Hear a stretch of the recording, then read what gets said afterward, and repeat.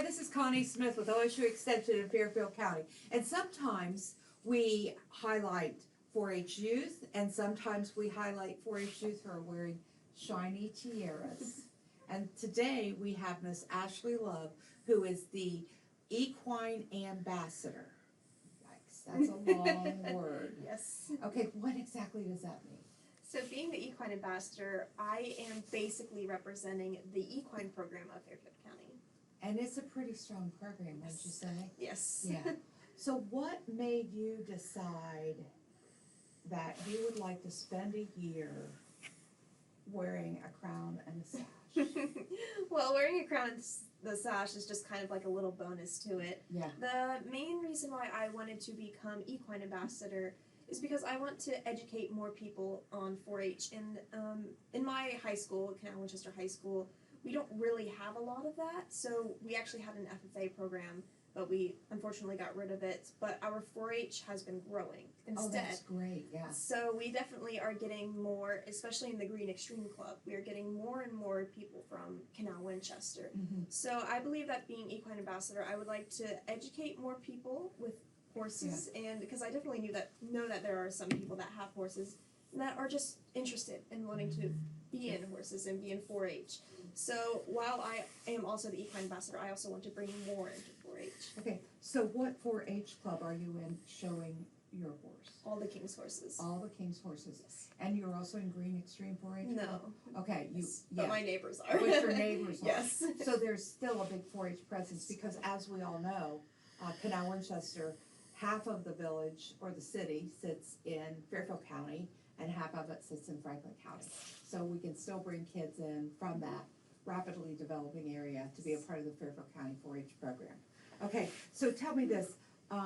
So you want to help educate people, but why was that important?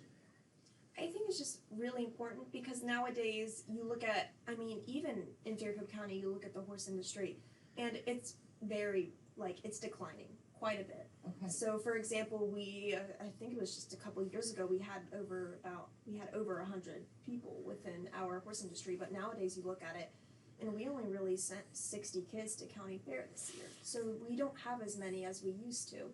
So I would like to bring that growth back into Fairfield County and see a few changes. And one of the main changes that I would like to see would be getting everyone involved and meeting everyone, because I know there are some people that I still personally don't know within the 4-H club, the equine program. Uh-huh. And I think being Equine Ambassador, I would like to organize events that will bring everyone together and have everyone know each other, because I think that's very important.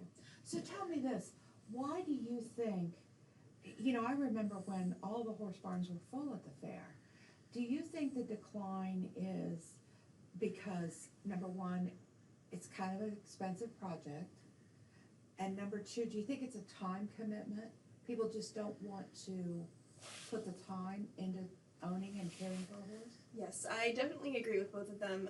So equestrianism in a whole is very, very expensive. Uh-huh. The horse price can range anywhere between $100 to $10,000. So it's quite the money. Then again, if you don't live on a farm, then you have to pay board somewhere else, which is normally around $300 every single month for 12 months. Wow. So it's definitely a money commitment, and it definitely is time commitment. You're spending a lot of money, but then you also have to spend a lot of money and time with your horses. Yeah. So that bond in the end is really all worth it. All worth it, absolutely.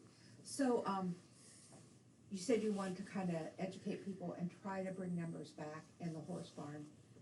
What has being involved in a 4-H horse project done for you, Ashley Love? Wow. It's done so much for me. Number one, I used to be a really shy person. Yeah. But being in 4-H in general and being in the 4-H horse industry, I've definitely opened up. You definitely make more friends. While they are your competitors, they're also your friends. So you also want to cheer them on while you're at it. So I think that's definitely one thing that I've learned. Another thing that I've learned would be leadership skills. Even though you're in horses, you really have to act as a leader because you're in charge of this 1,200-pound animal. that you don't know what's going to do and that can change its mind at any second. Mhm. So you have to get that kind of boss mentality, and you have to be a leader when you're on your horse. And being in 4-H, that really helps you become a leader. Wow. Well, I'd say you're gonna have a pretty successful year, my friend. Thank you. What's the future hold for you? Do you know where you wanna go to school? I have no idea. You have no idea? Yeah. Any idea of direction of a career path? I was actually thinking something. Well, I definitely want to do something with horses later in my lifetime. Okay, yeah. But at this point, I'm really struggling with like pre-vet, history, or forensic science. Wow. Yeah. So a lot of fields will open up for you. Yes. And you'll know that when you find the perfect one. Yes. Right? Yeah. Yes. Well, congratulations, Ashley Thank you. Love. Very nice to have the Equine Ambassador with us on the 88.9 WLRY Farm.